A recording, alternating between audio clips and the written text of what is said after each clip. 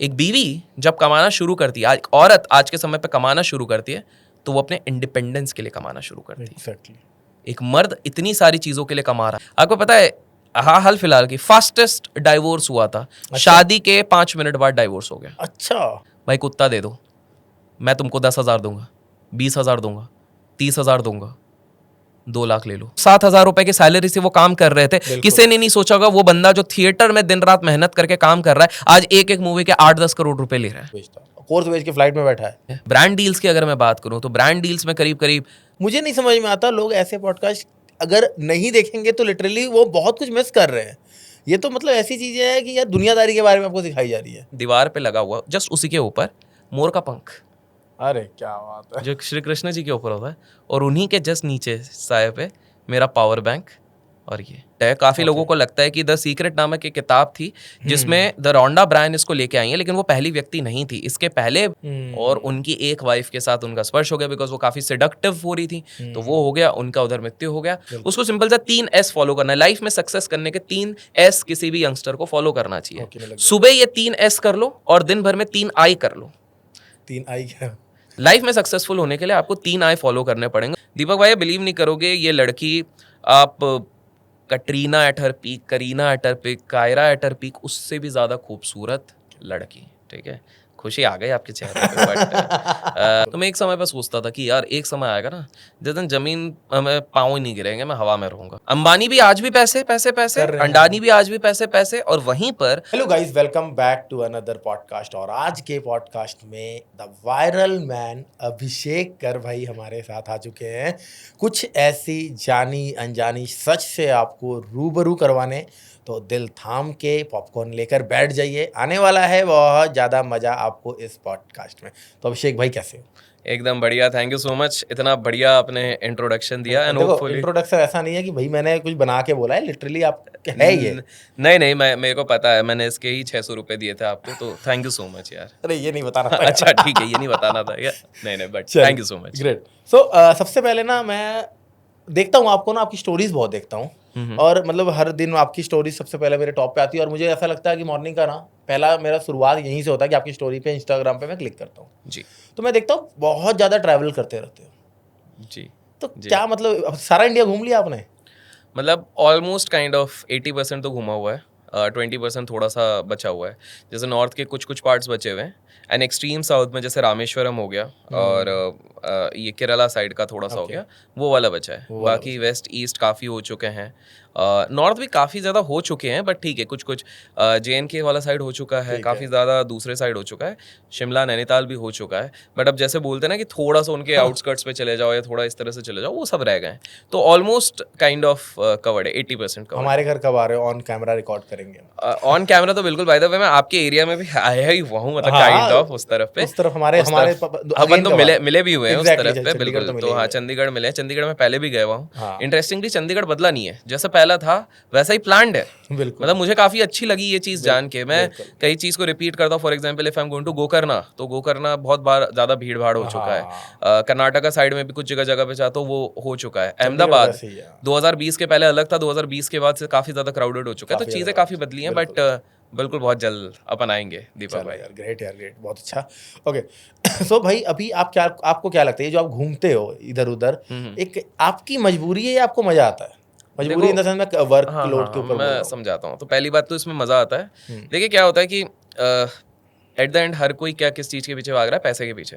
Interesting चीज़ ये है कि अगर आप पैसा लूज करोगे ना, तो पैसा तो वापस आ जाएगा आज नहीं तो कल। आपके पास आने वाले 60-70 साल हैं, आप 25,000 दिन अप्रॉक्सीमेटली जीवन जीने वाले हो, 25,000 डेज। 25,000 डेज में आराम से, मतलब टेक्निकली आई एम कंसिडरिंग 75-80 तक आप जी रहे हो। तो आपके पास आज अगर पैसा खोगे, आज अगर आपकी रेपुटेशन खोगे, कुछ भी खोगे ना, वो वापस आएगी, कभी ना कभी आ जाती है, ठीक है। लेकिन समय एक ऐसी चीज़ है, वो नहीं आएगी, जो कभी वापस नहीं आएगी।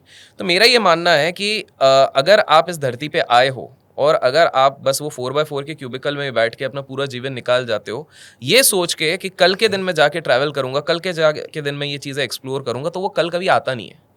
और उसके बाद क्या आता है कि अचानक से एक और चीज़ आ जाती है, वो होता है बुढ़ापा। और बुढ़ापे में आपके जोड़ों के दर्द, पेट के अलग प्रॉब्लम, सही। कायम चूरन लेना अलग पड़ेगा बिल्कुल, आपको, बिल्कुल। हृदय रोग, दुनिया भर के रोग आजकल हो जाते हैं। उस समय पे आप चीजें कवर नहीं कर पाओगे। फॉर एग्जाम्पल अगर ज्योतिर्लिंग्स की बात करें तो 12 ज्योतिर्लिंग में से मैं 9 ऑलरेडी कवर कर चुका हूँ, ग्रेट। और वो 2-3 भी मैं मोस्ट लाइकली 1 साल में कवर कर लूंगा। मैं 2 और भी कर सकता था इस साल, बट अनफॉर्चुनेटली नहीं करा, क्योंकि मैं थोड़ी प्लानिंग के साथ भी जाता हूँ। ऐसा नहीं कि मैं बस पहुंच गया, कंसिडरिंग कितने लोग आ रहे हैं, क्या हो रहा है, किस तरह का क्लाइमेट है, थोड़ा बहुत ऊपर नीचे देख के। जैसे मैंने एक हैक निकाला हुआ है कि अगर पीक टाइम कहीं का भी है और सबसे बेस्ट क्लाइमेट है, उस समय पे उस जगह पे जाओ ही मत। अच्छा। थैंक्स टू इंस्टा इन्फ्लुएंसर्स, उन्होंने इतना क्राउडेड बना दिया है। गुच्चू पानी करके एक जगह है देहरादून में, अच्छा। मैं जब गया था आराम से खाली रहता था। रॉबर्ट्स केव बोलते हैं, उसमें बढ़िया मैं चल चला के जाता था, मजा आता था उस चीज पे, खाली रहता था। थैंक्स टू इंस्टाग्राम रील्स वहाँ लास्ट पे भी 2 साल में उधर, मतलब जैसे भगवानों के मंदिरों में लाइन लगती है आ, वैसे वहां पर लगने लग जाती है। So this is very a terrible thing. दूसरी चीज, मैंने एक चीज देखी है कि जब आप ट्रैवल करते हो तो आपका एक्सपीरियंस एक अलग लेवल का आता है, आपको बहुत सारी चीजें सीखने मिलती हैं। पहला, आप अलग अलग लोगों से जब मिलते हो तो आपका माइंडसेट खुलता है। उदाहरण के तौर पे लास्ट 3 बार के ट्रैवल से मैंने क्या सीखा है, मैं सिंपल सा बताता हूँ। मैं लास्ट ट्रैवल पे मैं एक टेडेक्स पे गया था, वहां पर मेरे साथ जो स्पीकर थे, एक वो सर थे, लोग नाम नीचे गेस करेंगे। आपका बैठने का तरीका थोड़ा कैजुअल हो गया है, यूपीएससी वाले सर जिनका कमेंट सब लोग यूज करते हैं, वो मिले। उसके बाद एक मैडम मिली, वो ना डेफ है बचपन से, वो सुन नहीं सकती हैं, एंड उन्होंने भारत को इंटरनेशनली रिप्रेजेंट किया है पैरालंपिक्स, ओलंपिक्स जैसे स्थितियों में। उसके बाद उनको प्रेसिडेंट से अवार्ड मिला है। उसके बाद उन्होंने इतनी सारी चीज़ें जीती है। तो मैं उनके जब मदर से मिला, उनकी मदर उनको छोड़ने आई थी, उनके साथ मिली, तो वो बता रहे थे कि सर बहुत स्ट्रगल किया है, लेकिन मैं बहुत ज़्यादा प्रभावित हुआ। एंड मुझे एक देखने लगा, एक जीवन का एक दूसरा नज़रिया भी देखने मिलता है कि यार बॉस, हम लोग यहाँ पर दिन में एक छोटे छोटे किसी से झगड़ा हो जाता है, किसी से लड़ाई हो जाती है, हम लोग सोचते हैं कि यार लाइफ इज, मूड खराब कर देते हैं, हमारी लाइफ कितनी बेकार है। एंड यहाँ पर एक युवती है जो बचपन से, जब 2 साल की थी तब से वो हियरिंग प्रॉब्लम्स मतलब कान सुन नहीं सकती है, स्टिल वो कहाँ से कहाँ तक इवॉल्व हुई है। तो सीखने के लिए इस तरह के इंटरेस्टिंग काफ़ी लोग मिलते हैं मुझे। आई हैड द प्रिविलेज घूमने के चक्कर में ही तो और इन्फ्लुएंसिंग के चक्कर में मेरे को काफ़ी आश्रम बुलाते हैं।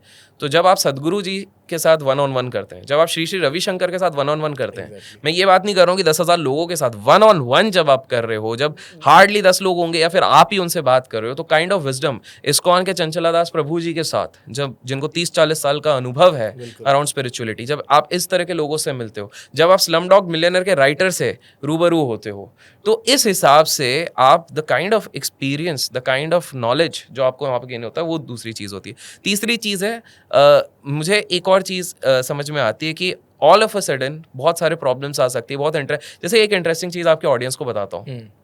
इंडिगो में ट्रैवल करते हो, आपने भी किया होगा कभी। आपने ये नोटिस करा कि ये इंडिगो में जब ट्रैवल होता है तो अचानक से एक समय आता है, वो जो मैडम जो सर्व करती हैं, कैबिन क्रू वाली होती हैं, वो अचानक से वॉशरूम को के सामने वो अपना बक्सा लगा देती हैं और खड़े हो जाती हैं। नोटिस करा है? बिल्कुल।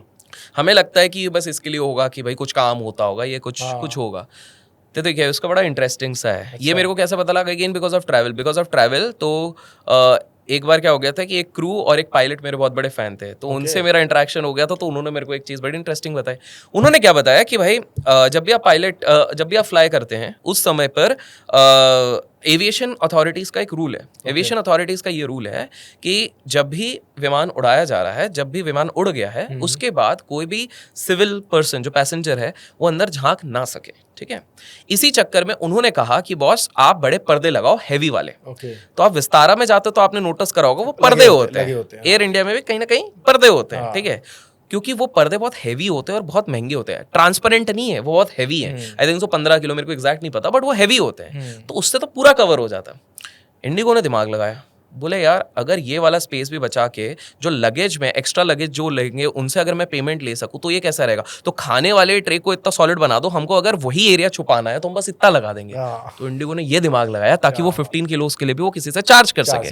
जैसे ये एक इंटरेस्टिंग है। दूसरा, कभी आपने नोटिस करा है कि आप प्लेन के अंदर घुसे, सामने वाली सीट खाली, आप मान लीजिए 4th-5वीं सीट पे बैठे हो, कभी ऐसा देखा है कि पायलट उड़ गया, क्रू उड़ गया और वो सामने वाली सीट पे आके बैठ गए? नहीं, कभी नहीं देखा। ये भी मैंने देखा हुआ। रांची गया हुआ था, ठंड के समय पे क्या होता है कि जो फ्लाइट्स होती हैं तो उनको ऑब्वियसली एक वो रहता है कि जब तक 1500 फीट के ऊपर का फॉग क्लियर नहीं होता है तो वो अलाउ नहीं कर सकते। तो काफ़ी हंगामा हो रहा था। 8 बजे की फ्लाइट थी। फाइनली जैसे तैसे करके लोगों ने हंगामा करते करते वो 12:30-1 की फाइनल हुई कि भाई चलेगी। ठीक है, अब 1 बजे हम घुस रहे, लोग ऑलरेडी आक्रोशित, आप सोचो मतलब हाँ, आजकल तो इतना 1 घंटे में इतना हो बिल्कुल, जाता है, बिल्कुल, खतरनाक हो गया है, बिल्कुल। सब चिल्ला चोट कर रहे हैं। और उसी के 3 दिन पहले वो गोवा वाला शायद सीन हुआ था जिसमें एक क्रू मेंबर को चाटा मार दिया था, हाँ तो हाँ क्रू वाले भी डरे हुए हैं। अब हम अंदर घुसे, उस समय पे हम जब घुसे तो अब घुसते घुसते क्या हो गया, अचानक से बादल फट गए और बारिश खतरनाक वाली होने लग गए।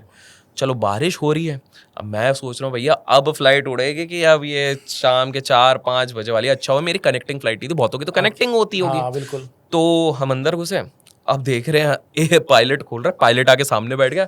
मैंने बोला ये कौन सी नई चीज़ है, हमें भी पहली बार पता लग रहा है। तो एक्चुअली में फ्लाइट्स में रूल ऐसा रहता है, और वो बिल्कुल सही भी है। एक अच्छा। पायलट जब एक प्लेन के लिए असाइन होता है तो उसके एक वर्क आवर्स रहते हैं, लेट्स से 12 घंटे के, क्योंकि उसके बाद वो टायर्ड अप फील करेगा, वो एग्जॉस्ट फील करेगा। वो डेस्क जॉब नहीं कर रहा हम लोगों जैसा है, वो ट्रेड नहीं कर रहा, ये सब नहीं कर रहा। और उसके पीछे 300 लोगों की जानें हैं जो अंदर बैठे हैं फ्लाइट पे। तो ये रूल है कि उनका टाइम आवर्स जैसे कंप्लीट हो जाए, तो वो 8 बजे उसकी आखिरी फ्लाइट टाइप थी पूरे क्रू की, तो वो 12 बजे खत्म हो गई। अब रूल क्या होता है, पहले तो अज्यूम किया होगा एविएशन वालों ने कि ये फ्लाइट टेक ऑफ कर लेगी, पहुंच जाएगी, तो वहां पर खत्म करेंगे ये वाली चीज, लेकिन ये अनप्रेसिडेंटेड चीज हो गई। तो जो अगला पायलट आता है, पहले बहुत रिटन डॉक्यूमेंटेशन होता है, इंटॉक्सिकेटेड तो नहीं है, दारू मदिरा तो नहीं ली हुई है, क्योंकि इतने सारे जान हथेलियों में है ना, तो ये सारी चीजें, तो वो प्रोसेस में 1-1.5 घंटे लगने वाला था। तो मैंने, अब उसमें सीन क्या हो गया, तो लोग बड़े, और सब एयर होस्टेस पे चढ़े जा रहे हैं। दो, मैं सेकंड सीट पे बैठा हुआ था, फर्स्ट के जस्ट इधर। मेरे साइड में एक वाइज लेडी बैठी थी, एक्सेलराई जमशेदपुर में, वो MBA कर रही थी HR में। तो हम, मुझसे मतलब थोड़ा सा मैं एम्पैथेटिक हो जाता हूँ, थोड़ा क्या मैं बहुत ज़्यादा हो जाता हूँ।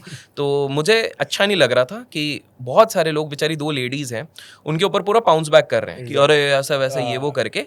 और कुछ लोग, थोड़ा जेंट्स लोग, आपको पता है वो आपा खो देते हैं, तो वो कुछ लोग तो भूल ही जाते हैं, गरिमाएं भूल जाते हैं किससे बात कर रहे हैं, तो वो थोड़े से एग्रेसिव टाइप हो रहे थे। तो मैं धीरे से गया, जो मेन क्रू वाली थी जो फोन के पास खड़े रहते हैं ना, वो फ्लाइट वाली, तो मैंने उनसे पूछा कि do you think the flight will still take off, just be honest, I am not here to criticize और समथिंग, मैं आपको क्रिटिसाइज नहीं करूंगा। उसने बोला सर ये फ्लाइट चलेगी विदिन 10 मिनट्स। वो इसने मेरे को तब प्रोसेस बताया, डॉक्यूमेंटेशन वाला। बोले हो गया है, वो इधर तक आएंगे। मैंने बोला पर बारिश बहुत हो रही है, इसलिए लोगों को डर लग रहा है कि सर बारिश का इशू नहीं है, क्लाउड्स क्लियर है, बारिश में भी फ्लाइट्स उड़ती हैं, that is not an issue.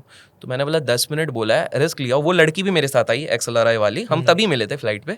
तो फिर बिकॉज इतना आक्रोशित, और बेचारे एयर होस्टेस डर गई थी, क्योंकि 2-3 दिन पहले ही हुआ है। जितना भी बोल लो यार, कोई अगर चाटा धर दे, आजकल के लोगों का तो पेशेंस ही नहीं है। तो फिर मैंने हम दोनों ने सोचे, पूरा क्राउड भड़का हुआ है, लोगों का सपोर्ट लेते हैं, बट मैंने इधर सपोर्ट लिया, और मैंने उधर बोला कि गाइस, प्यार से बोला, प्लीज़ आप शांति से बैठिए, अनदर 30 मिनट्स। मैं भी अपना वो ले रहा था, 10 मिनट बोला है कि भैया थोड़ा ऊपर नीचे, पता चला मुझ पे ही चढ़ दिया, लड़के कोई छोड़ो, लड़की तो बच जाएगी, मैं जाऊंगा। तो मैंने बोला 30 मिनट्स और दीजिए, सब कुछ हो गया, मैंने बात कर ली है, it will just take off. और मैंने प्यार से समझाया, मैंने बोला आप लोग एयर होस्टेस को बोल भी रहे हैं विद ड्यू रिस्पेक्ट, इससे कोई फर्क नहीं पड़ेगा, क्योंकि पायलट को बोलो, पायलट के पास ज्यादा बेटर एक्सेस रहता है, वो ऊपर वालों से बात कर रहा है, क्या वेदर कंडीशन है, क्या है। ये बेचारे एयर होस्टेस से सर्व करी, 30 मिनट दीजिए। थैंकफुली लोग अच्छे थे, लोगों ने सुना, 10 मिनट भी नहीं, 8 मिनट के अंदर boarding complete, ready to take off. Air hostess का, मेरे को आज भी क्रू का मेंबर का नाम है शिवा। आप सोच रहे हो कैसे साल भर हो गया, क्या पता है, क्योंकि ये जब सब हो गया, एक्सपेक्ट भी नहीं करा था, तो मैं जस्ट बैठा हुआ था। उसके बाद शिवा आई, उन्होंने एक वो येलो कलर का एक नोट बना के, थैंक यू, मेरे को भी दिया, मैडम को भी दिया, thank you sir, you have been very kind, hardly anybody supports us at this kind of junction. और वो आज भी मेरे पास वो येलो वाला, मेरे शायद इंस्टा स्टोरी पे भी कहीं पर होगा, वो वाला चीज सेव्ड होगा, तो वो रखा था। तो आप देख रहे हो कि ये, आप किसी को पता होगा कि ये वाली चीज तो फ्रीक्वेंट ट्रैवल पे ही है। और एक मैं लास्ट एक किस्सा बता दूं कि कितनी सारी आपको चीज़ें सीखने मिलती है। तो भाई मैं और मेरी एक फ्रेंड थी, अभी हाल फिलहाल में बैंगलोर जैसी जगह में 48 घंटे के अंदर 340 किलोमीटर, बैंगलोर के ट्रैफिक जैसी जगह पे 340 किलोमीटर और 7 जगह हम घूमे। कैसे? 2 व्हीलर उठा ली, मैंने सीधे बोला भाई कार नहीं लेने वाला हूँ मैं, 2 व्हीलर तू मेरे पीछे बैठ, आराम से अपन घूमेंगे फिरेंगे। शी वाज लाइक अरे बिल्कुल, कहीं पर भी, वो भी मस्त बंदी है, बोले अरे चलो बढ़िया। तो she is an actress, but she is like कि चलो बिल्कुल बढ़िया चलेंगे, मतलब बढ़िया। अब क्या हो गया, अब मैंने उसको बोला भाई तू मैप लगा। अब यूजुअली मेरे को शौक है, हम कार वाला मैप लगा के कार से जाते हैं। बिल्कुल। तो इसको मैंने बोला कि तू लगा दे बाइक पे, बाइक का लगा दे, 2 व्हीलर पे 2 व्हीलर। गूगल भाई साहब सैटेलाइट जिंदाबाद, सैटेलाइट हमको कहाँ ले गया, गलियों में, गलियां नहीं खेतों में। अच्छा। अब हम चले जा रहे हैं मैसूर रोड के इधर से, फिर दूसरे खेतों में। अब 30 मिनट अंदर भी आ गया हूँ, खेत भी खाली, वो हल चला रहे, वो देख रहे हैं भैया खेत में कौन चला रहा है भैया टू व्हीलर। और आप बिलीव नहीं करोगे, खेत तो आपने देखा ना, इस तरफ पैडी इस तरफ राइस टाइप का कुछ था, वो बीच में पतले सा रास्ता। मैं बोला यार रास्ता लग तो नहीं रहा, बोला नहीं गूगल दिखा रहा है। मैं बोला अच्छा गूगल दिखा रहा तो सही होगा, और पीछे भी नहीं जा सकते, वो पतले वाले उस पे आ गए, इससे इधर गए तो गिरे, उधर गए तो गिरे। तो मैंने बोला भाई ये तो खतरनाक है। और गूगल अभी भी, गूगल हैज नो चिल, आगे दिखा रहा है ब्रिज है, और वो ब्रिज क्या है, एक कैनल है, उसके ऊपर वो सिलवट्टा रखा हुआ है। मैंने बोला यार तू एक बार देख ले, अब बहुत ज्यादा हो रहा है। मैंने फिर बोला नहीं अब इधर से ऊपर रोड है, थैंकफुली वहां से एक रोड आया। फिर मैंने बोला अब तू कार लगा दे। तो ये एक छोटा सा, क्योंकि एक्सपीरियंस, तो ये आपने एक चीज नोटिस करी होगी, कुछ किस्से आते हैं जहां पर गूगल मैप के कारण लोग तालाब में ही गिर गए, या इस पे गिर गए। तो ये भी मतलब काफी सारे, और अरेंजमेंट वाले तो काफी, जैसे कभी कभार अगर मैं सोलो ट्रैवल करता हूँ तो मेरे को इतना लग्जरी का उतना शौक नहीं है सोलो में, मैं एक्सपीरियंस करने जा रहा हूँ। तो मैं कभी कभार बैकपैकर्स जैसे हॉस्टल्स हो गए, जोस्टल्स हो गए, यहाँ पे रुक जाता हूँ। आजकल थोड़ा सा कम करना पड़ता है बिकॉज सब लोग पहचान जाते हैं, बट मेरे को उससे नहीं है, कोई प्यार से आता है, तस्वीर लेते हैं, बिल्कुल ज़्यादा परेशान नहीं करते। तो वो उधर जाके वो एक्सपीरियंस करना आप लोगों से, तो हॉस्टल्स में तो मैं जब भी जाता हूँ तो काफ़ी अच्छे अच्छे लोग मिलते हैं, इटालियन मिलते हैं, रशियन मिलते हैं, मतलब अच्छे लोग, बात करने वाले, इस तरह से लोग मिल जाते हैं। तो उनके एक्सपीरियंस पता लगता है, उनके कंट्रीज के बारे में पता लगता है किस तरह से। तो यार सीखने बहुत मिलता है, एक ही लाइफ है, एट द एंड सबको लगता है कि मैं घूमूंगा, कल घूमूंगा, परसों घूमूंगा। बहुत लोग पैसे का बहाना देते हैं, भैया आप ट्रेन की टिकट लो, उसका भी एक्सपीरियंस एक अलग रहेगा। तो आप बिल्कुल वो चीज़ करो, सीखने मिलेगा, एडजस्ट करने मिलेगा, और एक ही जिंदगी यार दीपक भाई, सिंपल सी बात है। सही बात है। तो मैं इसमें हेजिंग भी करता हूँ, मैं तो ऐसे बहुत महीने के 20 दिन घूमता रहता हूँ, लेकिन हर 2 महीने में फैमिली के साथ भी घूमता हूँ, तो वो मेरी हेजिंग रहती है। तो इस प्रकार से ट्रैवल का चलता है। तो इसमें मैं ये कह सकता हूँ कि देखो अभी आपने इतना घूमने के बारे में अपनी बात किया, एक्सपीरियंसेस हैं और लेने भी चाहिए, सही है। बट जो जॉब कर रहा है या जो फंसा हुआ है मिडिल क्लास, वो लिटरली मुझे लग रहा है ऐसे भी लोग होंगे जिन्होंने 20 साल में एक दिन मूवी भी नहीं देखा होगा। बिल्कुल। और मैंने भी अपने अगर मैं आज से 7-8 साल पहले की लाइफ देखता हूँ तो मैं कभी थिएटर नहीं गया था। तो ये चीज़ें भी रहती हैं। तो मैं ये कह सकता हूँ कि आप जो घूमने जा रहे हो या घूम रहे हो, वो आपका बिजनेस, आपका काम भी साथ में है, वर्क पर्पस भी वहाँ पे सॉल्व हो रहा है। क्या अगर वर्क पर्पस सॉल्व नहीं हो रहा होता तो देखिए, मैं इस पर डिनाई नहीं करूंगा कि थोड़ा बहुत तो वर्क पर्पस होता है। हाँ। लेकिन over the period of the last few years पैसा इज नॉट माई प्राइम गोल। पैसा मेरा, अगर मैस्लो की नीड हायरार्की थ्योरी बनाते हैं तो पैसा मेरे टॉप पे नहीं है। बहुत कम लोग इस रियलाइजेशन पे आएंगे, बुढ़ापे में आते हैं। अभी मेरे जो नीचे वाले चीज़ें थी वो अब धीरे धीरे करके ऊपर आ गई। जैसे हेल्थ एक एस्पेक्ट है जो मैं आपके इसमें भी देख रहा हूँ, तो वो धीरे धीरे ऊपर आ गए। फैमिली रिस्पॉन्सिबिलिटी, रिलेशनशिप्स, ये सारी चीज़ें ऊपर आ चुकी हैं। रीज़न एक सिंपल सा है, बिकॉज लाइफ में ना पैसा किसी के लिए कभी भी इनफ नहीं हो सकता, कितना भी कमा लो। बिल्कुल सही।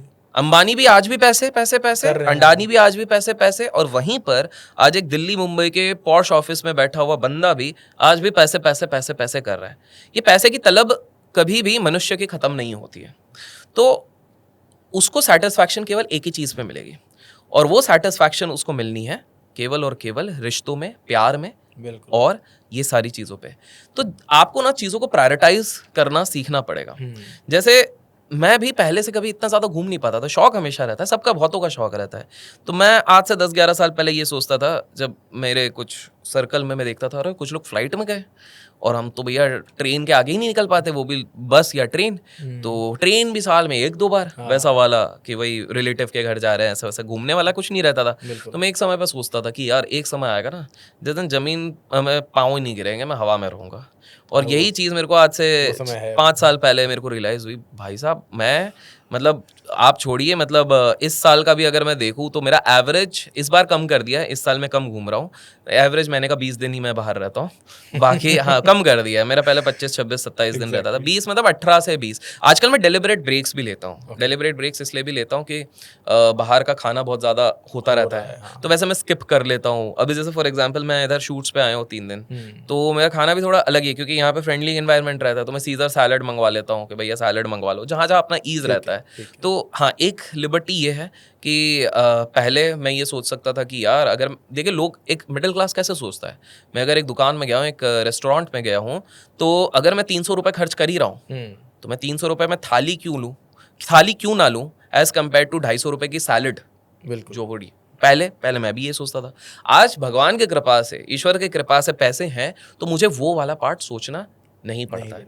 तो मेरा ना आपके सभी व्यूअर्स को अगर एक ये चीज़ कहूँ कि पैसा ना शिट है, पैसे के पीछे भागना it is just like shit. पैसा आ गया फिर बोल रहे हो या मैं जनरल बोल रहा हूँ, पैसा शिट है, लेकिन क्योंकि हम मटेरियलिस्टिक कलयुग में रहते हैं, बिल्कुल इस शिट की सबको आवश्यकता है। आवश्यकता है, शिट होने के बावजूद भी आपको ये चाहिए। मैं ये चीज़ कह रहा हूँ।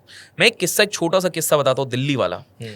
लास्ट टाइम की शायद बात होगी, दिल्ली में मैं अपने कुछ दोस्तों के साथ घूम रहा था। हमारे साथ 3 महिलाएं थे, 3 महिलाएं 3 पुरुष थे, कुछ ऐसा था, ठीक है। हम लोग गए रात के 2-2:30 बजे। दिल्ली जैसी जगह में है, स्वाभाविक से बात है महिलाओं के साथ हमको थोड़ा सिक्योर्ड रखना पड़ता है, because you never know, not just Delhi यार, आजकल हर जगह ऐसा हो गया। एक जगह पर बस स्टॉप के इधर हम ऐसे आइसक्रीम वो लोग खा रहे थे, हम थोड़ा सा रुके।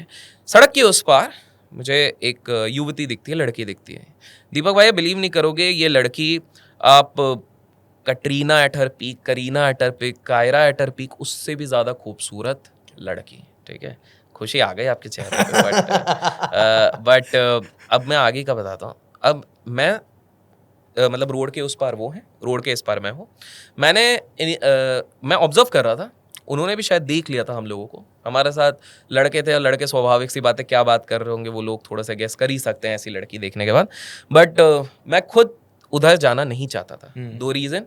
पब्लिक फिगर जब आप रहते हैं, आपको नहीं पता सामने से किस प्रकार का कौन किस तरह से, आप अच्छे इंटेंशन से जा रहे हो, आपके ऊपर कुछ भी हो सकता है, पहली चीज़ वो। दूसरी चीज़, रात को उस समय पर 2:30-3 बजे क्या पता चुड़ैल हो, मतलब कुछ भी हो सकता है। तो ये चीज़ थी। बट अब ऑब्जर्व कर रहे थे, तब तक उधर ही थे। इतने में एक बाइक शायद स्प्लेंडर में एक हट्टा कट्टा बंदा, जो बहुत ही इसके पूरे विपरीत ही दिखता होगा, उस तरह सा बंदा आता है। फिजिकली हमको किसी को जज नहीं करना चाहिए, बट स्टिल उसके रिलेटिवली कुछ भी नहीं है, ठीक है। बहुत ही अजीब सा हट्टा कट्टा बंदा, ड्रंक।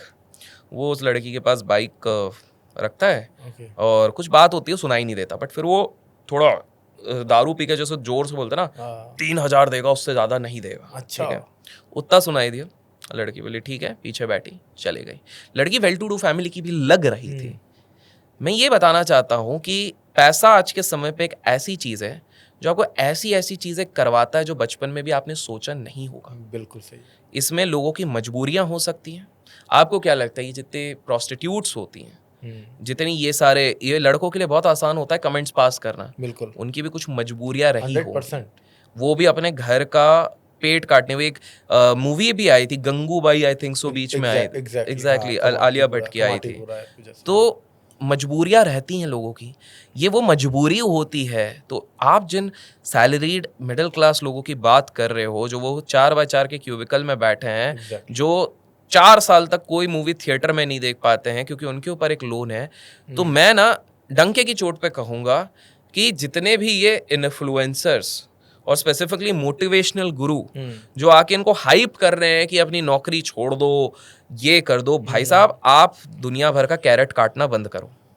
बिकॉज सिंपल सी बात है कि आप नहीं जानते हो सामने वाले की सिचुएशन क्या है। उसके घर वाले, उसके पिताजी ढेर सारा लोन लेके गए थे, पिताजी चले गए, आज सब कुछ उसके ऊपर शिफ्ट हो चुका है, आपको वो नहीं पता है। तो let's stop judging those people. But ये लोग विक्टिम माइंडसेट प्ले मत कर रहा हूं, मैं आपका सपोर्ट कर रहा हूं, लेकिन विक्टिम माइंडसेट कि मेरे साथ ये हो गया। देखिए, एक बहुत सिंपल से कहावत है, बिल गेट्स ने कहा था, आज अगर मैं गरीब घर में पैदा होता हूं उस पर मेरा हाथ नहीं है, लेकिन अगर मैं गरीब मरता हूं वो मेरी गलती है। exactly. तो आपको ये चीज समझनी पड़ेगी, हालात परिस्थिति आप जिसमें भी हो, 70% लोग जो फोर्ब्स लिस्ट में हैं वो गरीब घर से हैं, वो रिचेस्ट बने हैं। आपके पास लाइव एग्जांपल है, स्टीव जॉब्स के घर वाले उसको छोड़ के चले गए थे, अडॉप्टेड था, पर भी उसने दुनिया की सबसे ज्यादा बिकने वाली कंपनी एप्पल उस बंदे ने बनाई है। आप ये नहीं बोल सकते हो कि मेरी उम्र हो गई, बिकॉज KFC और मैकडोनल्ड्स 55 और 60 साल की उम्र के बाद बनाई गई है।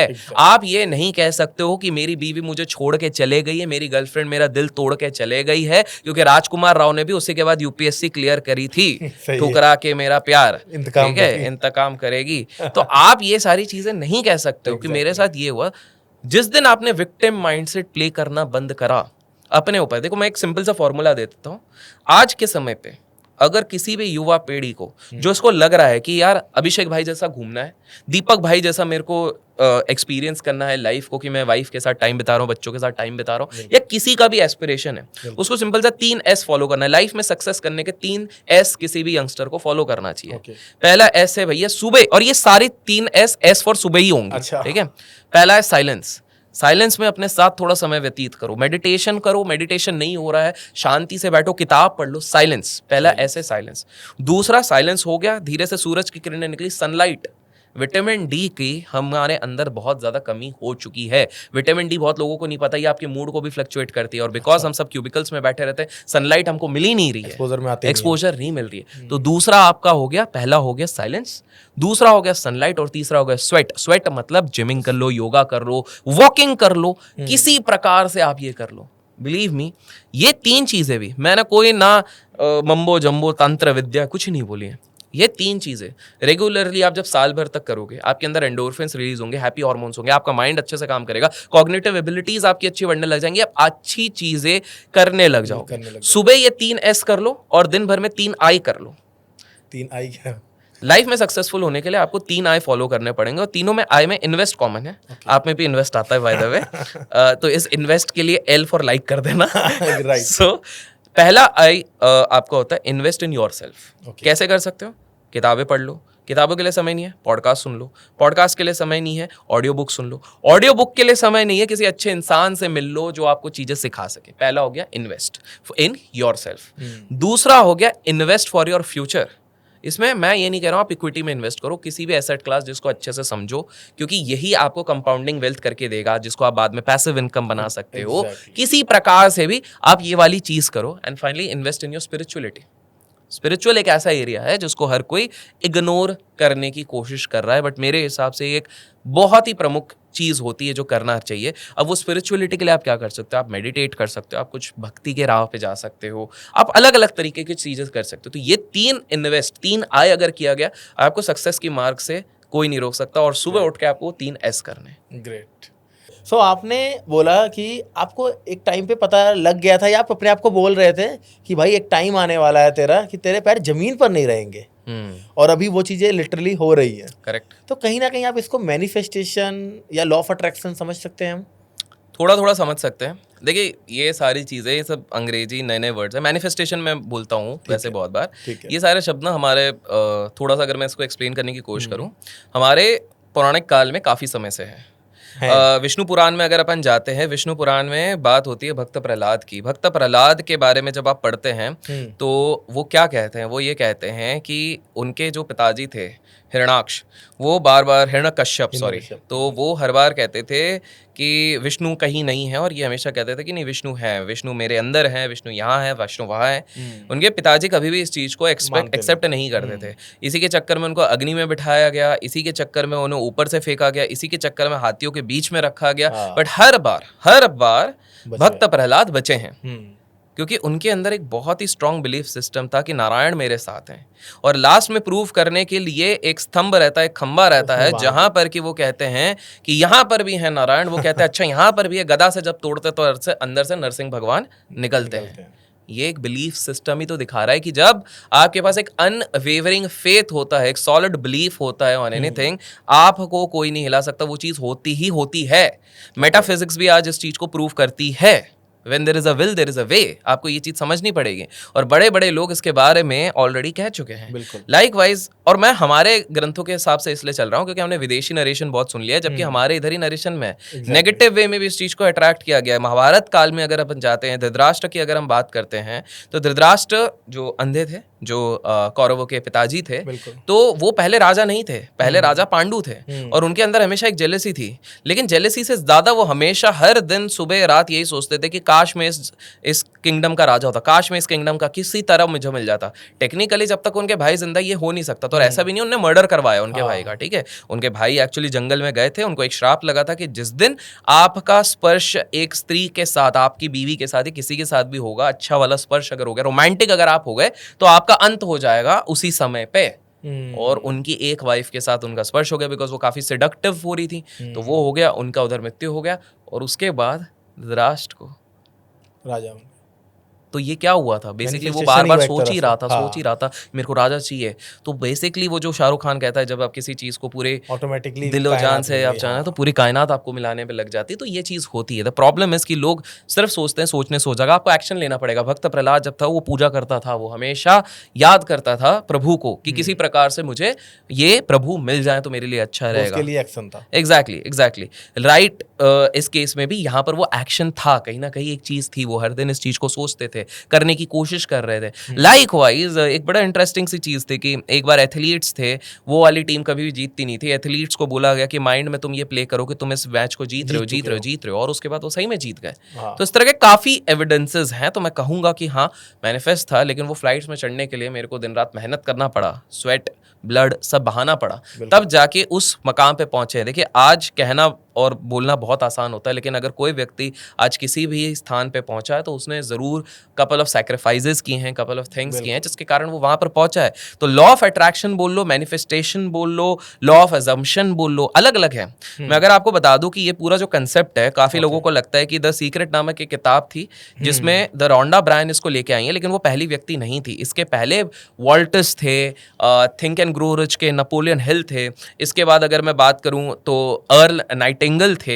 उसके बाद अगर मैं बात करूं, बाइबल में इसका संक्षेप किया था, भगवत गीता में इसके बारे में मेंशनिंग करी गई थी। इसके बाद अगर आप बात करोगे तो काफ़ी सारे ऑथर्स थे वहाँ पे। उसके बाद अब्राहम हिक्स करके थे, उसके बाद नेवल गॉडार्ड थे। तो काफ़ी सारे ऑथर्स इसके बारे में बात कर चुके हैं अपने अपने तरीके पे। बट अगर उसका क्रक्स होता है, लॉ ऑफ अट्रैक्शन बेसिकली ये सिंपल सी चीज़ कहता है कि बॉस, आप जिसके बारे में अच्छे से सोचते हो, पॉजिटिव वाइब्रेशन देते हो, ग्रैटिट्यूड, आप थैंकफुल फील करते हो। आज के समय में किसी के अंदर ग्रैटिट्यूड ही नहीं है। आजकल हर कोई कंप्लेन करने पे लगा हुआ है कि ये दुनिया ऐसी है, ये दुनिया खराब है। आप ये नहीं सोच रहे हो द वेरी फैक्ट कि आप ये चीज़ आके ऑनलाइन आके आप लिख रहे हो, पूरी दुनिया में 70% लोगों को आज भी इस मोबाइल का एक्सेस नहीं है। बिल्कुल। आप ये कर पा रहे हो तो आपको उसका ग्रैटिट्यूड होना चाहिए कि आप उस मोबाइल पे देख पा रहे हो, कर पा रहे हो। बट लोग अंदर ग्रैटिट्यूड नहीं, हर चीज़ में कंप्लेन करें। तो आपके अंदर जब ग्रैटिट्यूड होगा, आपका एक फोकस क्लियर होगा, आप उसको अच्छे से क्वांटिफाई कर सकते हो कि हाँ, मैं एक रियलिस्टिक फिगर रखोगे, 5-10 साल में मैं इस चीज़ को अचीव करना चाहूँगा, और एक्शंस लोगे।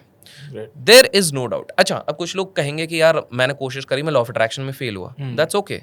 आपको एक चीज़ समझनी पड़ेगी कि सबसे बड़ा प्रॉब्लम ये होता है कि हम सबको लग रहा है कि इस पूरी दुनिया को हम चला रहे हैं, इस पूरी दुनिया को एक ऊपर वाला चला रहा है, हम लोग उसके हाथों की कठपुतलियां हैं। और हमेशा याद रखिए, जब आपका प्लान फेल होता है तो आप डिप्रेस हो जाते हो। बहुत लोग सुसाइड कर लेते हैं इसलिए क्योंकि आपको लगता है आपका प्लान बेस्ट प्लान है। आप ये भूल जाते हो कि ऊपर वाले ने आपके लिए एक और भी बेटर प्लान बनाया। एक सिंपल सा अगर मैं कहूँ तो, जब आप अपना कोई प्लान बनाते हो और वो प्लान फेल हो जाता है या डिस्ट्रॉय हो जाता है, तो दुखी मत हो। भगवान ने वो प्लान इसलिए डिस्ट्रॉय किया क्योंकि अगर उस प्लान पे तुम चलते तो शायद वो प्लान तुमको डिस्ट्रॉय कर देता। एग्जैक्टली। तो हैव फेथ, सरेंडर योरसेल्फ।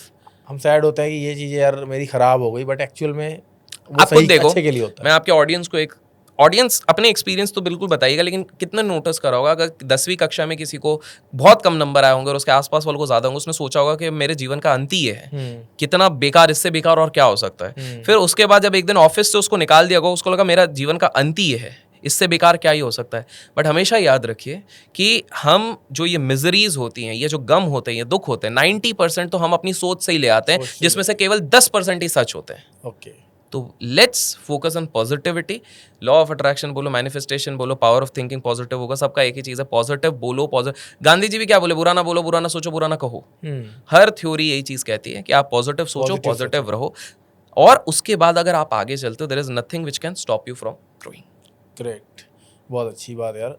तो लॉ ऑफ अट्रैक्शन पे थोड़ा सा बस और टाइम लूंगा मैं आपका। बिल्कुल। हाँ, तो अभी लॉ ऑफ अट्रैक्शन या फिर हमने मैनिफेस्टेशन किया, अब मैनिफेस्ट करने से पहले क्या ये सोचना जरूरी है कि जो मैं मैनिफेस्ट कर रहा हूँ क्या ये लॉजिकल है, क्या ये अचीवेबल है? मैं अगर मैनिफेस्ट कर लूँ मैं ताजमहल खरीद लूँगा, क्या मैं कर पाऊंगा? बिल्कुल। तो ये ना बहुत बड़ी मिस्टेक होती है दीपक भाई, आप अनरियलिस्टिक चीजें करोगे। आज आपके जेब में 5,000 रुपए भी नहीं, आप बोलोगे मैं 5 करोड़ आज के आज कमा लूँ, या 1 महीने में कमा लूँ, या साल भर में भी कमा लूँ। मैं ये नहीं कह रहा हूँ आप नहीं कमा सकते, हो सकता है आपने कोई लॉटरी टिकट ले लिया और सही में वैसा लग गया, but practically that is not possible. इसी के चक्कर में क्या होता है, आप अनड्यू स्ट्रेस लोगे आपके ऊपर, क्योंकि वो रिजल्ट वैसे भी नहीं आना है, बहुत मुश्किल से आने वाला है। लेकिन लॉ ऑफ अट्रैक्शन कोई जादू थोड़ी है, मैनिफेस्टेशन कोई जादू नहीं है। मैनिफेस्टेशन सिंपल सा सिद्धांत है, जैसे मैंने कहा, पॉजिटिव रहोगे, आपके वाइब्रेशन बढ़ेंगे, आप अच्छा काम करोगे और वो चीज़ आपको अट्रैक्ट होगी। एक मैं एकदम लेटेस्ट एग्जांपल देता हूँ कि मैनिफेस्टेशन कैसे हो जाता है। ठीक है, मैंने श्री श्री रविशंकर जी का इंटरव्यू लिया। Okay. आर्ट ऑफ लिविंग में मुझे बुलाया गया था, तो मैं साउथ में था, बैंगलोर में। उसके बाद उसी दिन उसी रात को मेरे को वृंदावन निकलना था, मतलब बैंगलोर से सीधे नॉर्थ, ठीक है। तो वृंदावन के टीम वालों ने कार सब अरेंज कर दिया था। ऑब्वियसली दिल्ली से जाना था, तो दिल्ली से 3-3.5 घंटे लगते हैं वृंदावन पहुंचने के लिए। इस्कॉन वालों ने मेरे को बुलाया था 3 दिन के लिए। तो मैंने श्री श्री जी का इंटरव्यू किया। मेरी शाम की फ्लाइट थी।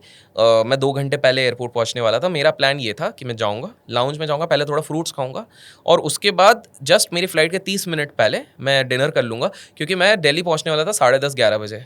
और फिर कार से मेरे को जाना भी था। मैंने सोचा मैं जाके डिनर उधर भी कर सकता हूँ, लेकिन उधर 1 घंटा और ले लो, फिर मैं सुबह 3 बजे, क्योंकि अगले दिन सुबह 4:30 बजे से दर्शन करने थे।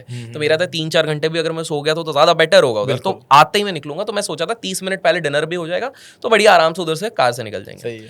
मैं एयरपोर्ट घुसता हूँ। एयरपोर्ट घुसने के बाद हर जगह ये लगे रहते हैं, जो स्कैनिंग वाले रहते हैं, 25-30 उधर काउंटर्स हैं, उधर करता हूँ। चार्जर वार्जर और ये एक में रखना रहता है, बैग उधर अलग में रखना पड़ता है। मैं बैग जस्ट टांग रहा हूँ, उतने में कुछ फैंस आ गए, अलग अलग। एक लड़की आ गई, 2-3 लड़के आ गए, ग्रुप आ गए, फोटो वोटो खींचने लगे। तो मेरे यूजुअली उधर भीड़ ना लग जाए, तो मैं थोड़ा थोड़ा साइड होके, चलिए आप फोटो करते रहिए। उसके बाद मैं गया लाउंज गया। वहाँ पर भी कुछ पहचान वाले मिल गए, 3-4 लोग मिल गए, बातें करी। फ्रूट्स मैंने तब तक ले लिया। उसके बाद जब 35-40 मिनट थे बचे हुए थे फ्लाइट के, मैंने बोला ठीक है चलते हैं। मैं कभी भी लाउंज में अपना चार्जर नहीं निकालता हूँ, ठीक है।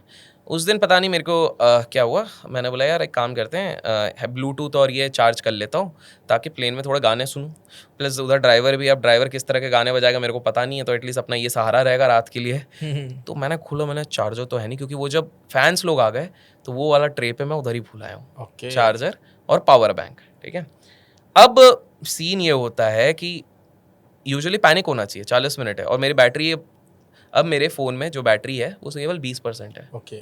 तो अब कोऑर्डिनेट भी करना है, वृंदावन वालों से भी करना है, इस्कॉन वालों से भी करना है, इससे भी करना है, पहुंचना भी है, फैमिली वालों से भी एक बार बात करनी है, तो बड़ा वो है, पैनिक होना चाहिए। 1 सेकंड का पैनिक था, सच बताऊं। अगला मेरा ये थॉट था, कृष्ण जी ने बुलाया, अब कृष्ण जी मेरे को बेड़ा पार कराएंगे, क्योंकि साउथ से पूरा जा रहा हूँ। मैं जाता हूँ चिल होके आराम से। मैंने बोला चलो डिनर गया, कोई नहीं, फ्रूट्स हेल्दी हो गए, ये भी अच्छा है। मतलब मैंने उसको भी पॉजिटिव लिया कि अच्छा सिर्फ फ्रूट्स हो गया, आज थोड़ा लाइट भी रहेगा, वैसे भी बाहर का हो रहा है, निकल लिए। चलते चलते मैं गया, पुलिस वाले भैया को बोला भैया मेरा पावर बैंक चार्जर इधर रह गया है, प्लीज़ आप देख लोगे। बोले अरे सर आप क्या बोल रहे हो, 25-30 काउंटर हैं, कहाँ से मिलेंगे। तो मैंने बोला देख लो बस। मैंने होप भी तब भी नहीं छोड़ी। विद इन अ सेकंड उन्होंने बोला अच्छा आप डीजी यात्रा वाले हैं क्या, अब शक्ल में तो लिखा नहीं रहता। बोला हाँ मैं तो डीजी यात्रा वाला हूँ। तो बोले आज तो 2 ही काउंटर उसके खुले हैं, तो पहले आप उधर चले जाओ, wait it is not over yet. उन्होंने बोला खंभों के पीछे से चले जाओ। खंभों के पीछे से जाते जाते बैंगलोर एयरपोर्ट पे आपको दिखेगा एक अपना वो कौन सी है महंगी वाली कॉफ़ी पीने जाते हैं 600 रुपये की ओवर हाइप्ड वाली, सीसीडी, स्टारबक्स। हाँ स्टारबक्स। तो वो स्टारबक्स पीने गए, नहीं अच्छी रहती है यार, मैं भी पीता हूँ। तो स्टारबक्स, तो उधर एक स्टारबक्स है। तो मेरे को ध्यान आया कि जब लड़की फोटो ले रही थी तो बैकग्राउंड में वो था स्टारबक्स था। तो इतने में मैं वो एंगल समझ गया कि वो इधर से खड़े होकर ले रही थी, इधर है, और मुझे वो दिखा, ठीक है। मैं आपको वो फोटो भेज दूंगा अगर आपको चाहिए, आप इधर डिस्प्ले करना, इंटरेस्टिंग चीज। मैं उधर जाता हूँ, पहली चीज मुझे क्या दिखता, मैं साउथ में हूँ, मैं कहाँ जाने वाला हूँ, नॉर्थ, वृंदावन, कृष्ण जी के पास। और मैंने उधर क्या बोला था, कृष्ण जी ने बुलाया, वही मुझे बेड़ा पार करवाएंगे। पहली चीज मुझे चार्जर, उससे पहले भी दीवार पे लगा हुआ जस्ट उसी के ऊपर मोर का पंख। अरे क्या बात है, जो श्री कृष्ण जी के ऊपर होता है, और उन्हीं के जस्ट नीचे साए पे मेरा पावर बैंक। और ये मैं तो उसको देख के ज्यादा मुस्कुरा दिया, कृष्ण जी बोले हैं यार अब क्या। मैंने बोला सर ये दे दो। वो बोले पावर बैंक किसका, मेरे को ध्यान ही नहीं है कब अमेजोन से मंगाया था 3 साल पहले।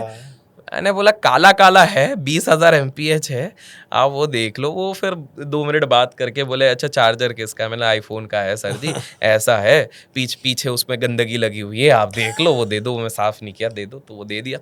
पर अभी it is not over yet. और एक मैनिफेस्टेशन एक मैं बताता हूँ इसी जर्नी के दौरान। तो इस्कॉन वाले मेरे को अच्छा ट्रीट कर रहे हैं। अब ये इतने अच्छे लोग हैं इस्कॉन वाले, उन्होंने बोला आपको पूरा वृंदावन हम दिखाते हैं।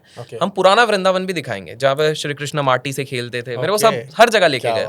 तो हम वहाँ के जो सबसे फेमस मंदिर थे, राधा रानी का मंदिर था, वहाँ पर गए थे करीब 11:30-12 बजे। 1 बजे वहाँ पर किवाड़ बंद हो जाते हैं। अच्छा। उसके बाद डायरेक्ट दर्शन 5:30 बजे होंगे। तो हमारा शेड्यूल काफ़ी पैक रहता था, तो वो पॉसिबल नहीं था। हम जस्ट पहुँचते तो भीड़ लगी है बाहर, गेट बंद है, 1000-2000 की भीड़ लगी है। तो खतरनाक।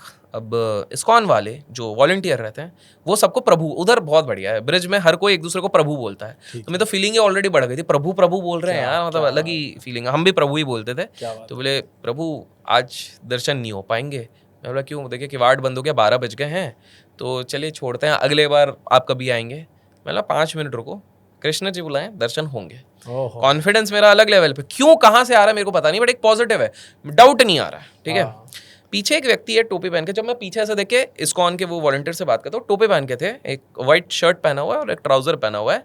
तो उन्होंने बोला आप अभिषेक जी हैं? मैंने बोला जी बिल्कुल।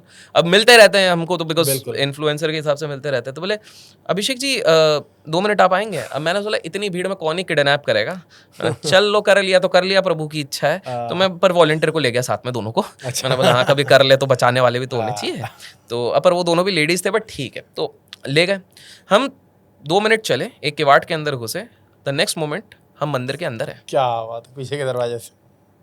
फिर वो बोलते हैं हम गोस्वामी लोग हैं, हम 500 साल से इसी मंदिर का जो प्रसाद बनता है हम ही लोग बनाते हैं, हमारा परिवार ही बनाता है, हम इसकी सेवा करते हैं, हम आपके बहुत बड़े फैन हैं, हमने आपकी इसलिए एंट्री करा दी। बाकी लोग बाहर रहे, हमारा दर्शन भी हुआ, वो हमको उनके किचन भी लेके गए, स्पेशल प्रसाद भी दिया। क्या बात है। तो आप देख रहे हो क्या चीज हो रही है, कैसे कनेक्टिंग जुड़ रही है। पॉइंट ये यहाँ पे था पॉजिटिव रहे हैं, पॉजिटिव। हाँ, ये अगर यहीं पर मोस्टली क्या था, मैं बता रहा हूँ कि मैंने देखा है, मैं आश्रम से जाता हूँ तो कुछ लोगों का ऐसा रिएक्शन है, वो इस समय पे क्या करते हैं इन्फ्लुएंसर लोग, अरे यार इतना दूर एक तो बुला लिया, इनको टाइम भी मैनेज करना नहीं आता, कैसे वॉलंटियर्स हैं यार, ये चीज़ आ जाती है मैक्सिमम लोगों की।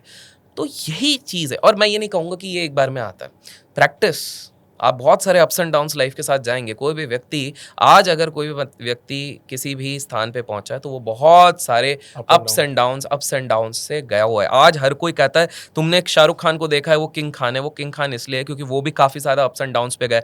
कैसा बीतता होगा एक पिता के आंखों पे जब उसको पता है उसका बेटा इनोसेंट है, लेकिन पूरी दुनिया सोशल मीडिया उसको ये बताने की ये चरस गांजा ड्रग एडिक्ट है। कैसा बीतता होगा उस पिता पे, आप वो सोचो। वो कोई नहीं सोच रहा। कैसा लगता होगा उस व्यक्ति को जिसके बैक टू बैक 3, 4, 5 बड़ी बजट की मूवीज फ्लॉप हो रही हैं, बट स्टिल वो वहां पर टिका हुआ है, काम कर रहा है, निरंतर मेहनत कर रहा है। कैसा लगता होगा उस व्यक्ति को। तो आप समझ रहे हो, शाहरुख खान इसलिए बना है बिकॉज वो एक पॉजिटिव थिंकिंग रखता है। शाहरुख खान ने एक बहुत बढ़िया एक स्टेटमेंट दिया था, प्रीति जिंटा शाहरुख खान से पूछती हैं कि ये शाहरुख, इतना क्रिटिसिज्म भी आपको मिलता होगा, ट्विटर पे जाते हैं, ये लोगों को तो कुछ काम नहीं रहता है।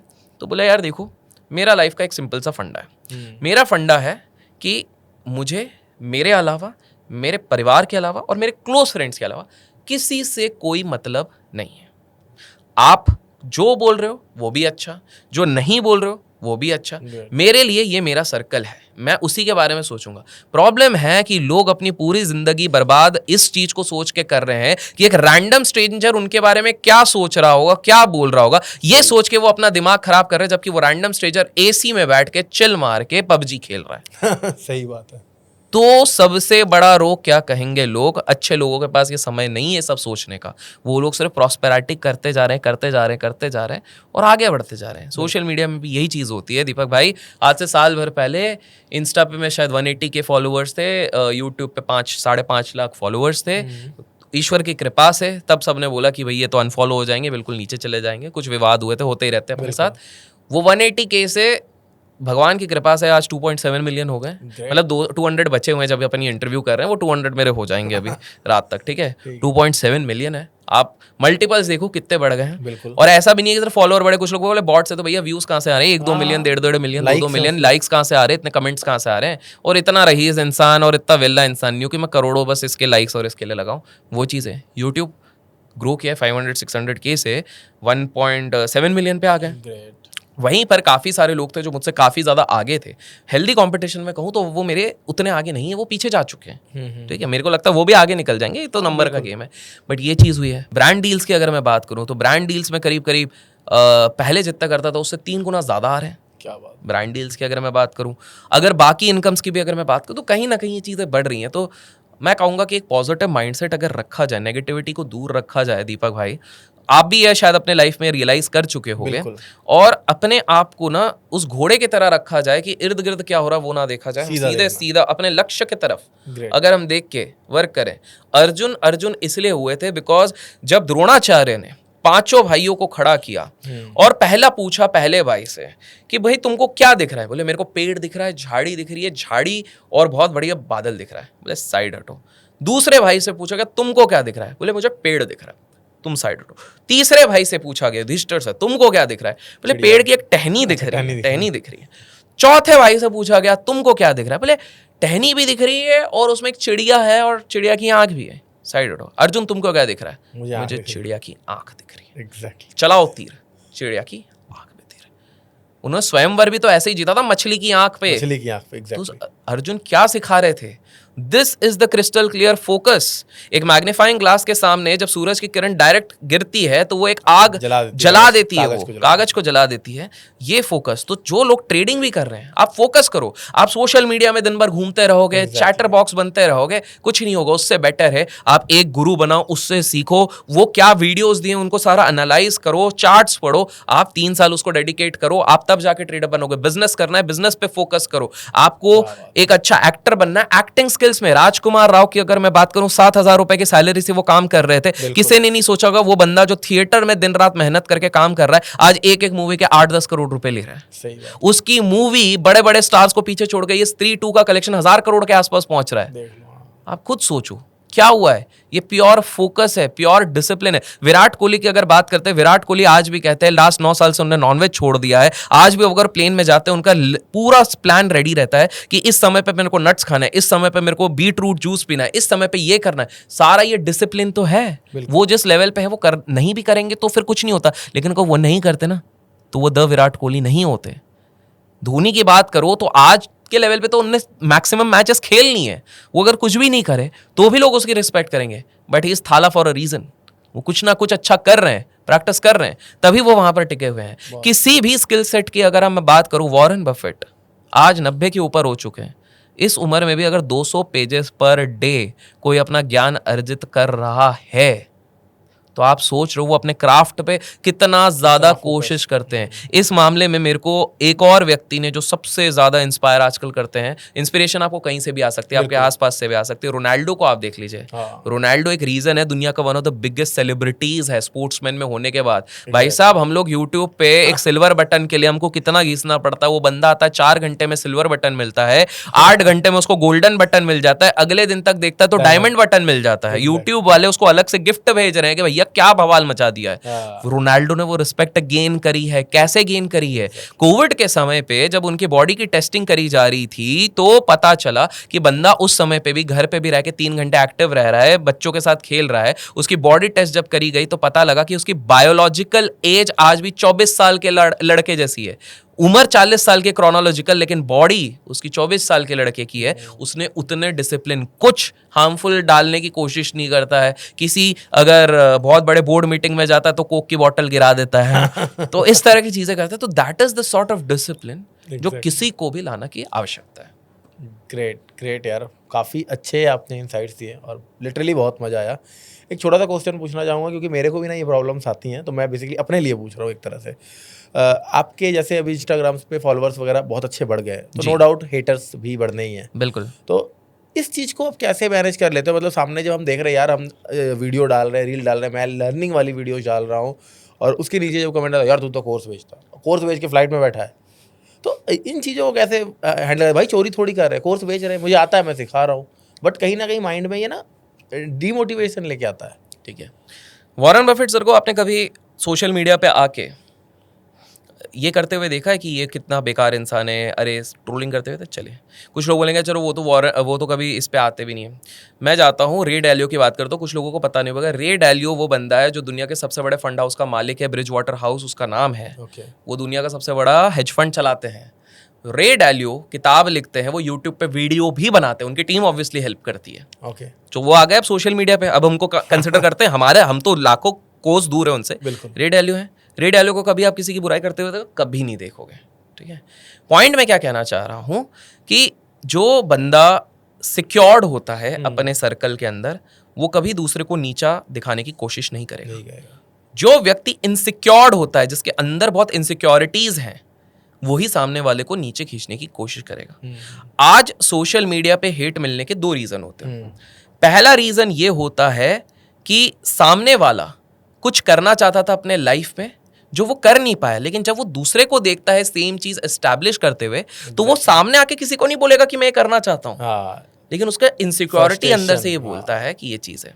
आप देखोगे मैक्सिमम यूट्यूबर्स जो दूसरे यूट्यूबर्स पे कमेंट कर रहे हैं, मैक्सिमम, सबके नहीं बात कर रहा हूँ, वो यूजुअली वो होते हैं जिन्होंने अपना यूट्यूब चैनल बनाया लेकिन कभी भी वो 10,000 सब्सक्राइबर के ऊपर नहीं गए, 2,000 व्यूज के ऊपर नहीं गए। यूजुअली इस तरह के यूट्यूबर्स ज्यादा होते हैं।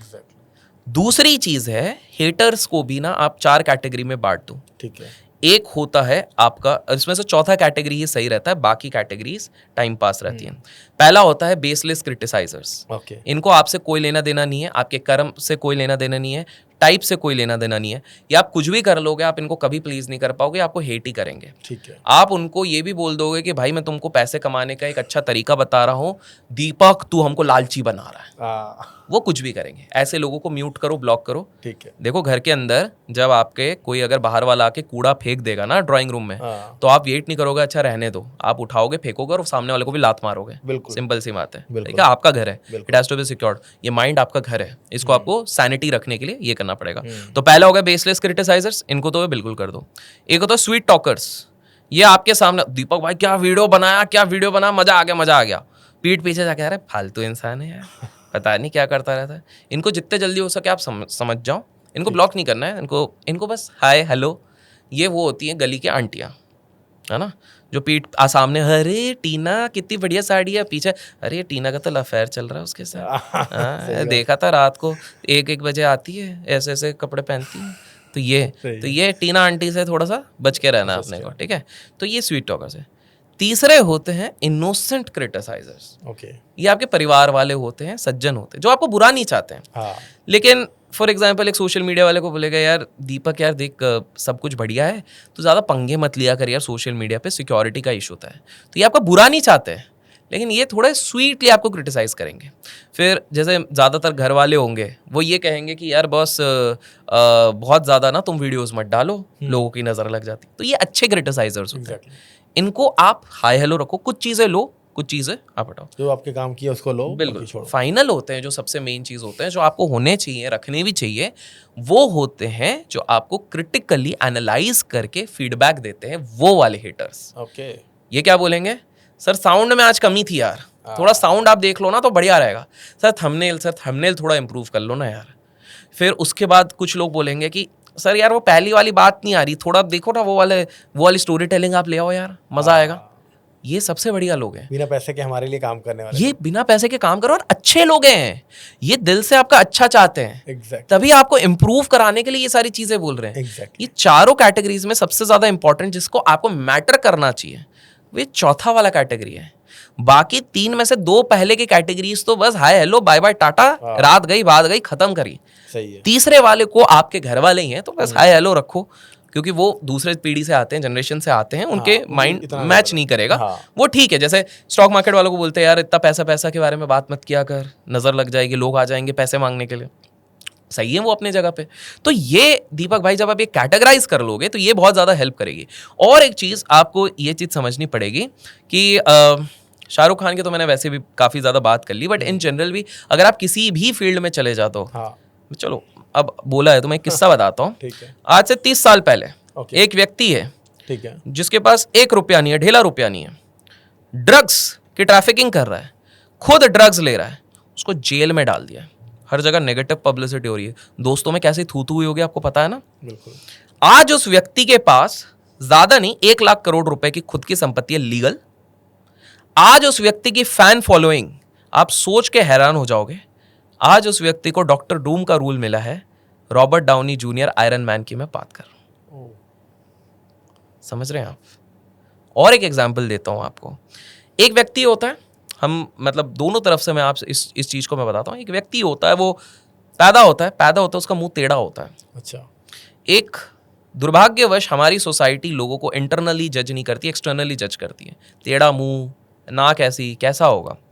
पर वो बंदा जैसे जैसे बड़ा होता है उसका एस्पिरेशन बनता है कि मेरे को फिल्म जगत में कुछ करना है। अब टेढ़ा मुंह ऑलरेडी एक्टर, और आज से 30-40 साल पहले तो और भी चांस नहीं मिलना भैया, सुंदर चेहरा ना मिले। बिल्कुल।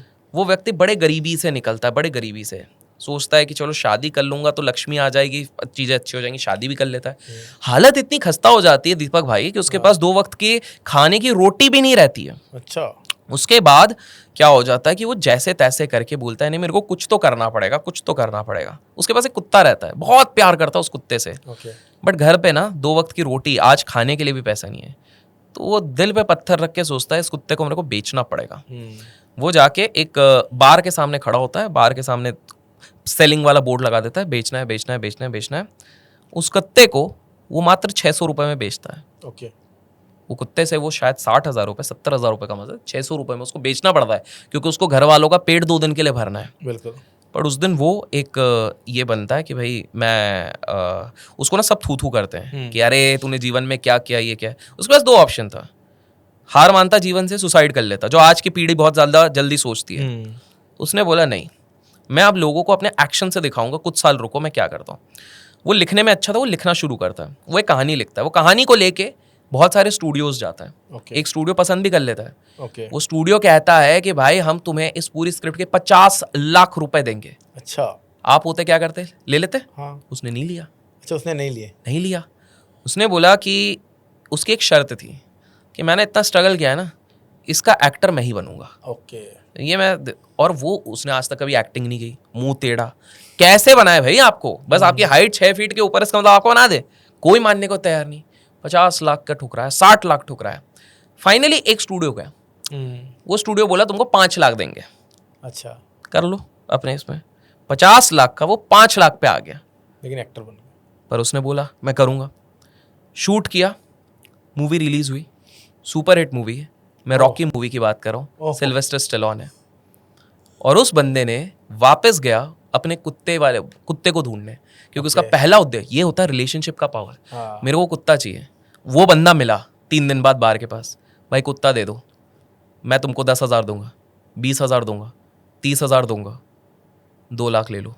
क्या बंदा 600 का 2 लाख में वो कुत्ता वापस लिया। बट सिल्वेस्टर स्टेलोन आज भी आपको पता है कितना बड़ा सुपरस्टार है, आर्नोल्ड के बाद, अगर बॉडी के बारे में और इन सब के बारे में। तो आप ये देख रहे हो, अगर वो बंदे का उस क्रिटिसिज्म के समय पे वो रुक जाता कि लोग मेरे पे थू थू कर रहे हैं, कोई मेरा प्रोजेक्ट नहीं एक्सेप्ट कर रहा, और वो सुसाइड कर लेता, तो आज सिल्वेस्टर स्टेलोन नहीं होता। एग्जैक्टली।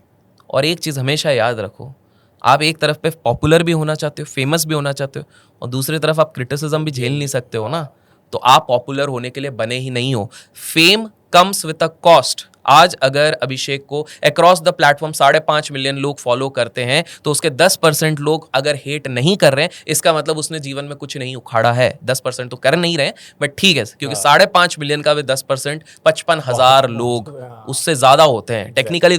5 लाख लोग, 5.5 लाख लोग होते हैं। इतने तो नहीं करते भाई, क्योंकि इतने करते तो एयरपोर्ट के आसपास इतने लोग फोटो वोटो नहीं खींचते, इतने इवेंट्स में नहीं बुलाते, 10 TEDx में नहीं बुलाते, 11 IITs में नहीं बुलाते। तो ये चीज है। तो आई होप मैंने आपके सवाल के, तो दीपक भाई अगर आपको भी आ रहा है, आप कुछ अच्छा कर रहे हो, बात उन्हीं की होती है जिनमें कोई बात होती है। सही है। आप में कुछ बात है तभी लोग बात कर रहे हैं। वो साइड में चंगू मंगू जो घूम रहा है, जो एनोनिमस आईडी बना के आ रहा है, उसके बारे में तो उसके घर वाले बात नहीं कर रहे हैं। हाँ। तो सोच लो, तो ये वाली चीज है। चलिए, सो अभिषेक भाई लिटरली बहुत मजा आया, बहुत सारी चीजें हमने जानी सीखी। मुझे नहीं समझ में आता, लोग ऐसे पॉडकास्ट अगर नहीं देखेंगे तो लिटरली वो बहुत कुछ मिस कर रहे हैं। ये तो मतलब ऐसी चीजें हैं कि यार दुनियादारी के बारे में आपको सिखाई जा रही है, कोई एक पर्टिकुलर टॉपिक पे हम डिस्कस नहीं कर रहे हैं, लेकिन ये जानना भी बहुत जरूरी है। बिल्कुल, एग्जैक्टली। तो अब थोड़ा सा आपके बारे में चलते हैं। नहीं, मेरे बारे में मत बताओ ना, थोड़ा सा रखेंगे। आप अभी जैसे कि आप, मुझे लग रहा है सेटल्ड हो गए हो, वेल सेटल्ड हो, फुल चिल मार रहे हो, घूम रहे हो, फिर रहे हो, तो भाभी जी के दर्शन कब करवाओगे या शादी कब करोगे? ये लास्ट क्वेश्चन काटो आप पहले। भाभी जी के दर्शन कब कराओगे इधर तक? ठीक है, ठीक है। देखो यार, वो तो शायद मैं कभी ना कराऊं। रीजन ये है, नहीं ऐसे आपकी नजर पे डाउट नहीं है, अच्छा। बट प्रिवेसी मेरे लिए एक बहुत इंपॉर्टेंट एरिया रहता है। दिलजीत दोसांझ की अगर मैं बात करूं, दिलजीत दोसांझ के बारे में आप प्राइवेट लाइफ के बारे में कितना कुछ जानते हो? हार्डली कुछ जानते हो। इतना बड़ा स्टार है, डिलुमिनाटी चल रहा है आजकल, हर जगह टिकट्स 30-30 सेकंड में बिक जा रही हैं। आप तो जा भी रहे हो शायद। ना आपको मिल गया टिकट? वो हमको तो बहुत चीज़ों का टिकट मिल गया है। वो हमको उधर जाने का ट्रेन का टिकट मिला है। अच्छा। तो मैं आपको बता दूं कि दिलजीत भाई ने एक बहुत सही चीज़ कही थी। आज से कुछ साल पहले उनके घर पे थोड़ा सा कुछ राड़ा वाड़ा हुआ था बिकॉज ऑफ द फेम। तो उन्होंने एक चीज़ डिसाइड करी कि भाई कुछ चीज़ें ऐसी होती हैं जो पब्लिक के लिए कंजम्पशन के लिए नहीं है।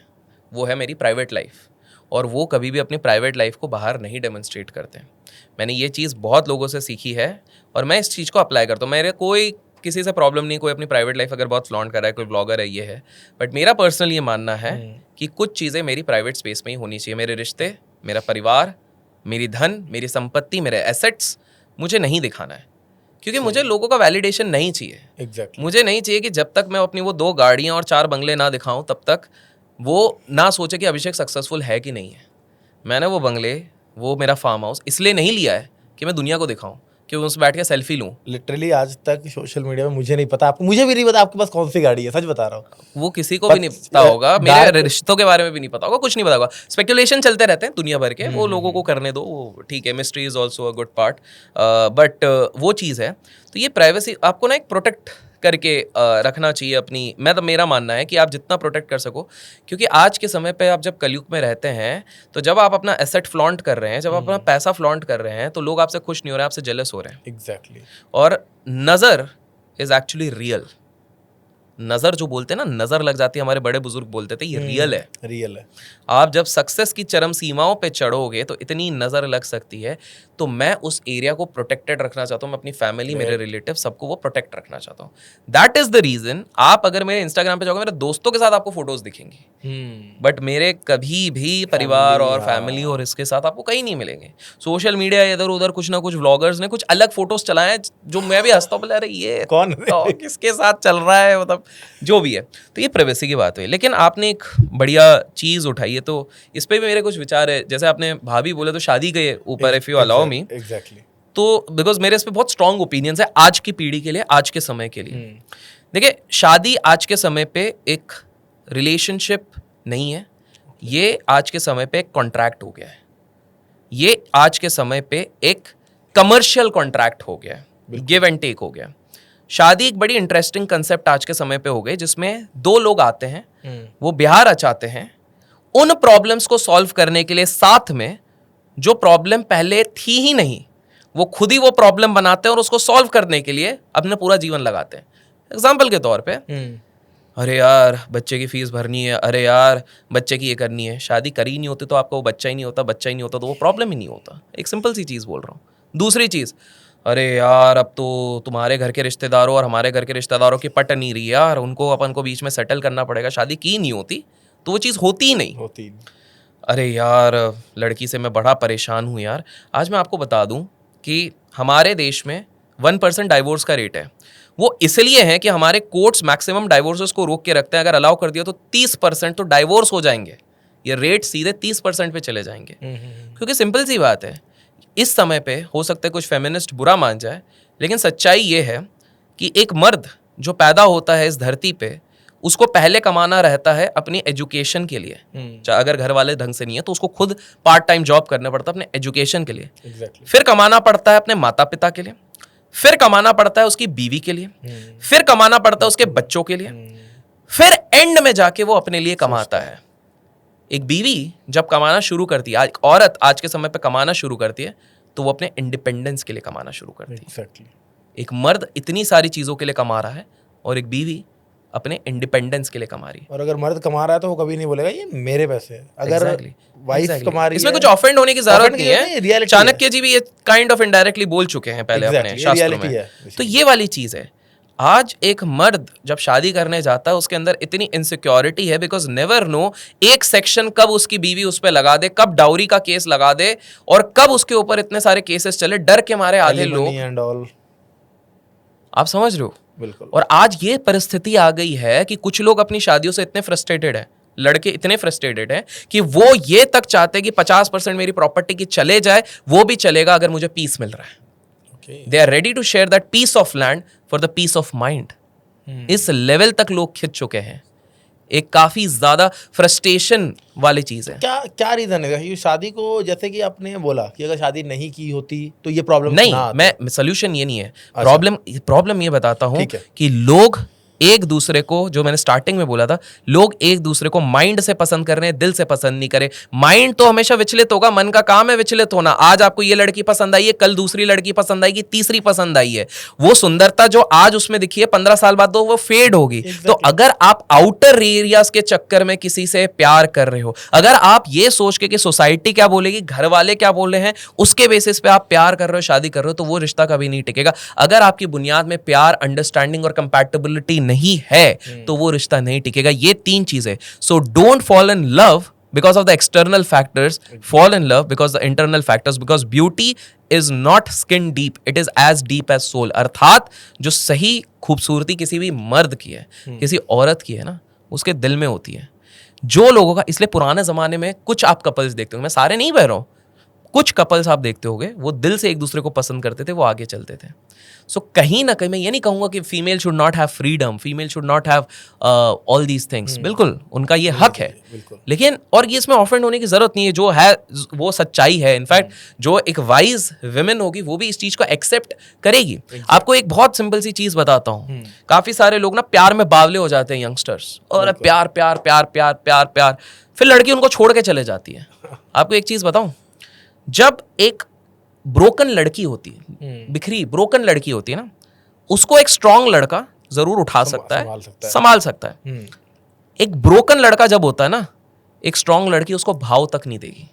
This is the harsh. Movies में होता है वो सारी चीजें, रियल लाइफ और रियल लाइफ में बहुत डिफरेंस होता है। उसको भाव तक नहीं देगी। कुछ लोगों को बुरी लग रही होगी, लेकिन आप खुद जाके ट्राई करो, जो प्यार में बावले देवदास बन गए ना, और अगर आपकी जो गर्लफ्रेंड उस समय पे थी वो बहुत बड़े कंपनी में एक अच्छे एमडी पोजीशन पे पहुंच गई, या कोई भी बढ़िया मैनेजर पोजीशन पे, एक समय पर वो भाव भी नहीं देगी।